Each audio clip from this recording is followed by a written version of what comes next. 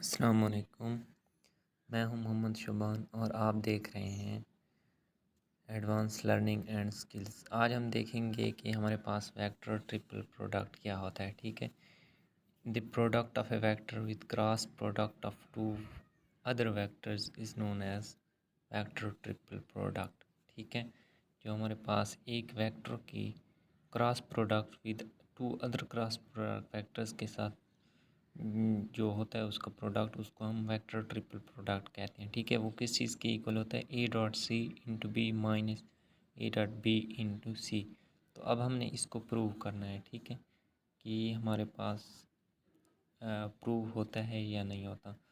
तो ये हमें पता है कि यहाँ पे ए इज़ इक्वल टू क्या होता है हमारे पास, A X I plus A Y J plus A Z K.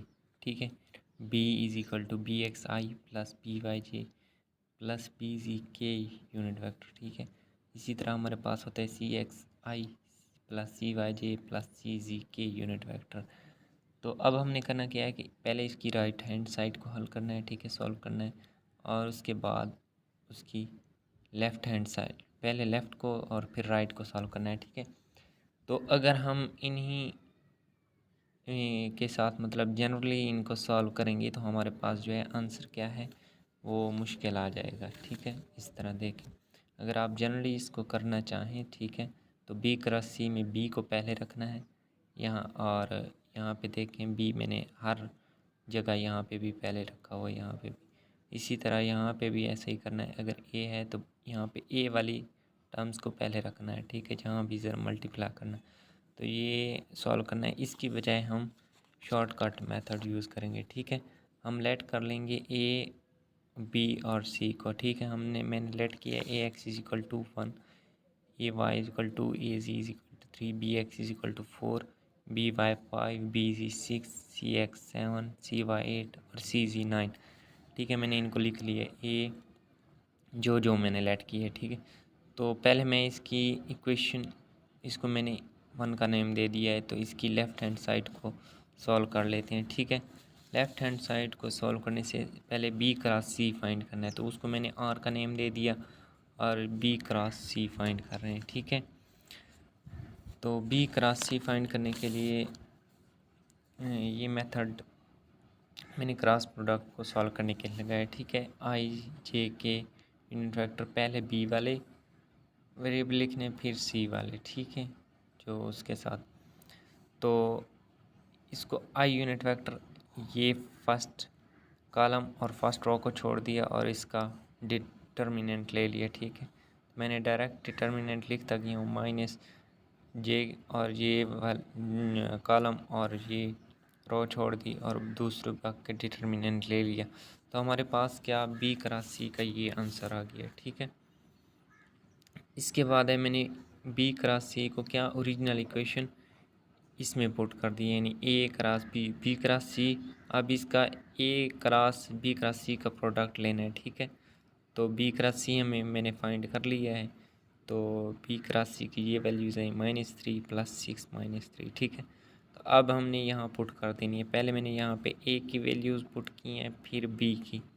ठीक है, सिंपली हमने फिर इसका क्रॉस प्रोडक्ट ले रहे हैं, तो उसी तरह आई यूनिट वेक्टर इनटू पहली कॉलम और पहले रो को छोड़ देना और आगे जो बचे उनका डिटर्मिनेंट ले लेना है। मैंने इसी तरह ले लिया। ठीक है, तो हमारे पास ए क्रॉस बी क्रॉस सी का आंसर जो आया है वो है -24 I unit vector -6 into J unit vector plus 12 into के यूनिट वेक्टर। ठीक है, ये हमारे पास लेफ़्ट हैंड साइड हल हो गई। अब हमने उसकी इक्वेशन जो ओरिजिनल है, ठीक है, 1 मैंने उसको नेम दे दिया, उसकी राइट हैंड साइड को क्या है सॉल्व करते हैं। ठीक है, तो मैंने इसको इक्वेशन को नेम दे दिया है इक्वेशन ए का। ठीक है, आगे मैं इसका हवाला दूंगा। तो अब हमने राइट साइड को सॉल्व करना है, A dot C into B minus A dot B into C, ये किस चीज़ के इक्वल होता है। ठीक है, तो पहले मैंने ए डॉट सी को सॉल्व कर लिया। A dot C simply dot product में जो आई यूनिट वेक्टर वाले हैं वो आपस में मल्टीप्लाई हो जाएंगे और आई डॉट आई 1 हो जाता है, तो ये आपस में सिंपली मैंने उनको मल्टीप्लाई करके ऐड कर दी। ये हमारे पास होता है 50। ए डॉट बी भी इसी तरह ए की वैल्यूज़ लिख के डॉट उनका ले लिया, बी की वैल्यूज़ के साथ, वो हमारे पास बनता है 32।